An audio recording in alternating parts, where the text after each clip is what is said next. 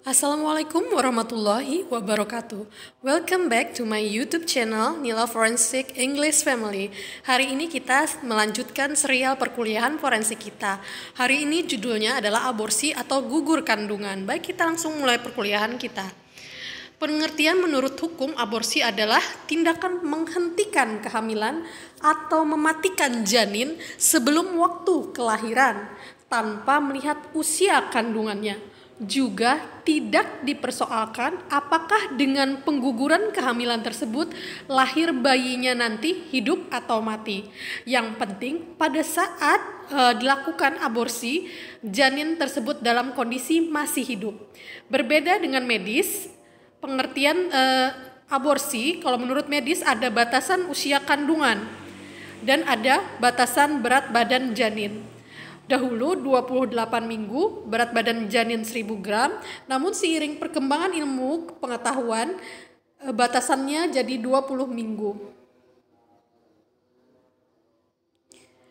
Adapun klasifikasi abortus ada 3, yaitu spontan atau dengan sendirinya, 2 akibat kecelakaan, dan 3 provokatus atau akibat suatu tindakan. Provokatus terbagi menjadi 2 lagi, ada kriminalis dan medisinalis atau terapeutikus untuk kepentingan pengobatan.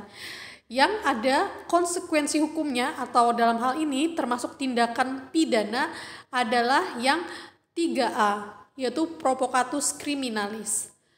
Adapun konsekuensi aborsi secara kesehatan bisa saja tanpa komplikasi, bisa dengan komplikasi, tergantung siapa yang melakukan atau bisa jadi seorang ahli dan atau bisa jadi janinnya masih kecil, jadi tidak ada komplikasi.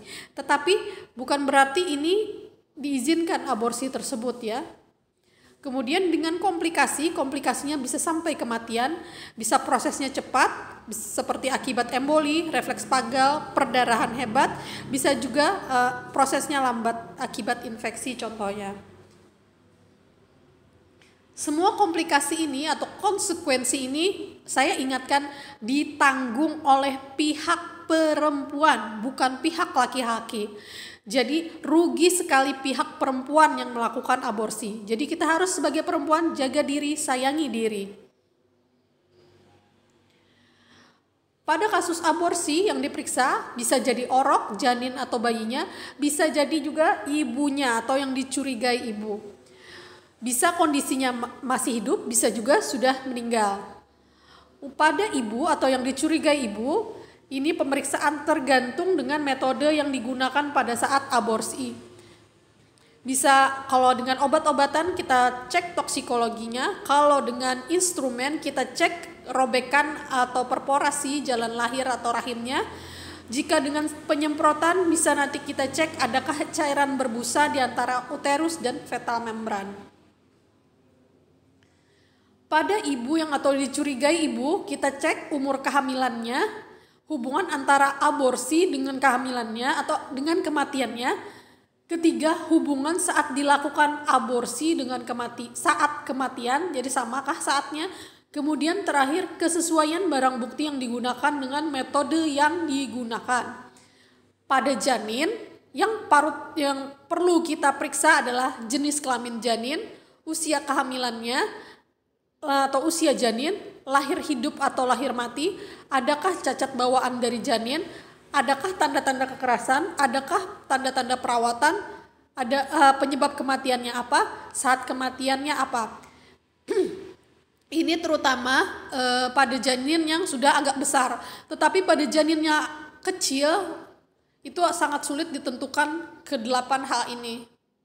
Karena bisa saja janinnya masih dalam bentuk gumpalan. Jadi perlu pemeriksaan laboratorium. Identifikasi bayi atau janin kurang lebih sama dengan yang dewasa. Antropologinya kita cek, terutama ciri-ciri fisiknya. Apakah janin atau bayi matur atau imatur, cukup bulan atau tidak, dan ciri-ciri fisik penanda. Barangkali ini warisan dari ayah atau ibunya. Misalnya hidungnya mancung atau pesek, misalnya rambutnya hitam, keriting, tebal, atau misalnya tipis, itu bisa kita ambil sebagai catatan. Bisa juga diambil sampel darahnya jika kondisinya segar. Akan tetapi ini tidak begitu berguna jika tidak ada pembanding tersangkanya atau dicurigai tersangka. Kita juga bisa mengambil sampel untuk pemeriksaan DNA, tapi kembali ini harus ada pembandingnya dari tersangka atau diduga ibunya. Kembali tadi saya ingatkan harus diperiksa teliti jenis kelamin janin, usia kehamilan atau usia janin, bisa dengan menggunakan rumus Hase, bisa dengan pemeriksaan pusat penulangan dan sebagainya. Ditentukan apakah janinnya nanti sempat hidup atau mati, bisa dengan pemeriksaan uji apung paru dan yang lain-lain. Adakah cacat bawaan, adakah tanda-tanda kekerasan, adakah tanda-tanda perawatan, penyebab kematiannya apa, dan saat kematiannya kapan. Ini kurang lebih tentang rumus khas penentuan usia janin ya. Jadi untuk usia 5 bulan dan di bawah 5 bulan, panjang badan janin dari kepala sampai tumit itu adalah kuadrat dari usia kehamilan atau usia janin. Misal kita temukan janin panjang 9 cm, kita akarkan dapat 3, berarti kurang lebih usia janin 3 bulan. Atau kita dapat janin panjang badan 17 cm, kita akarkan dapat 4, berapa kayak gitu, berarti usia janin sekitar 4 bulan. Tetapi 5 bulan ke atas itu adalah perkalian 5 dari usia kehamilan atau usia janin. Contoh, ditemukan janin panjang badan 40 cm, kita bagi 5, 40 cm itu dapat 8, berarti usia janin sekitar 8 bulan, begitu seterusnya.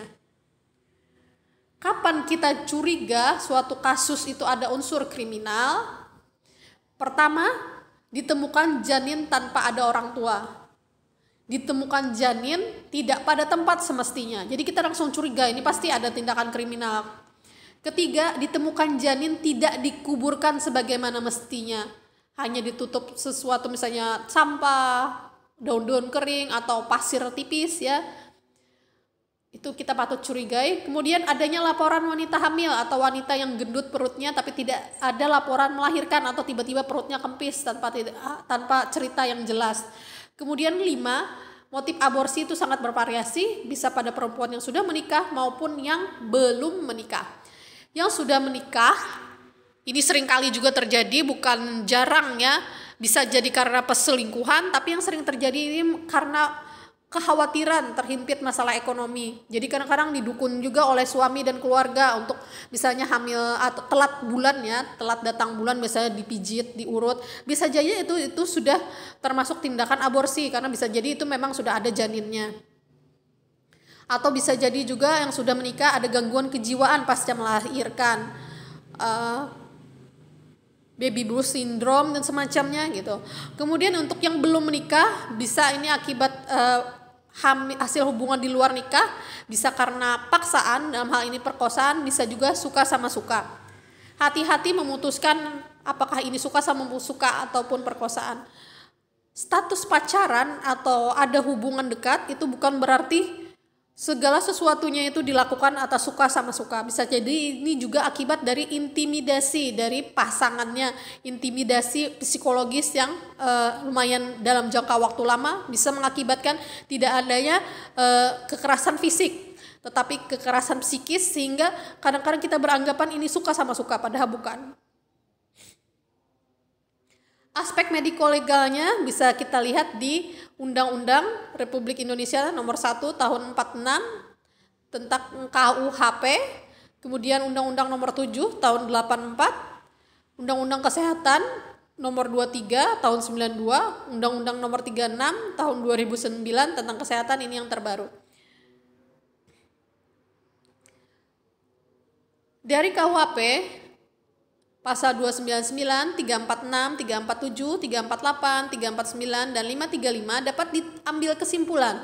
Seorang wanita hamil yang sengaja melakukan abortus atau ia menyuruh orang lain diancam hukuman 4 tahun. Jadi wanitanya sendiri yang mengaborsi atau minta tolong orang mengaborsi. Jadi 4 tahun hukumannya. Kemudian 2, seseorang yang sengaja melakukan aborsi terhadap ibu hamil tanpa persetujuan ibu tersebut diancam 12 tahun atau jika ibunya meninggal itu 15 tahun. Jika dengan persetujuan ibunya orang tersebut yang melakukan aborsi, maka dihukum 5,5 tahun penjara, atau jika ibunya sampai meninggal itu 7 tahun penjara. Jika yang melakukan dan atau membantu melakukan abortus tersebut seorang dokter, bidan, atau juru obat atau tenaga kesehatan, ancaman hukumannya ditambah lagi menjadi ditambah sepertiganya, dan hak untuk praktek dicabut. Kita bandingkan Undang-Undang Kesehatan tahun 92 dengan yang 2009 ya. Tahun 92 pasal 80 itu penjaranya 15 tahun atau denda 500 juta. Sedangkan yang tahun 2009 penjaranya 10 tahun atau denda 1 miliar. Kita cermati lagi untuk pasal Undang-Undang Nomor 36 Tahun 2009 Pasal 75. Setiap orang dilarang melakukan aborsi. Itu ayat 1, ayat 2, larangan sebagaimana dimaksud pada ayat 1 dapat dikecualikan. Jadi ini pengecualiannya ya, jika 1, ada indikasi kedaruratan medis yang dideteksi sejak usia dini kehamilan, baik mengancam nyawa ibu dan atau janin yang menderita penyakit genetik berat dan atau cacat bawaan, maupun yang tidak dapat diperbaiki sehingga menyulitkan bayi tersebut hidup di luar kandungan, atau B, kehamilan akibat perkosaan yang dapat menyebabkan trauma psikologis bagi perkosaan atau korban perkosaan. Kemudian ayat 3, tindakan sebagaimana dimaksud pada ayat 2 hanya dapat dilakukan setelah melalui proses konseling dan atau penasehatan pratindakan dan pasca tindakan dilakukan oleh konselor yang kompeten dan berwenang.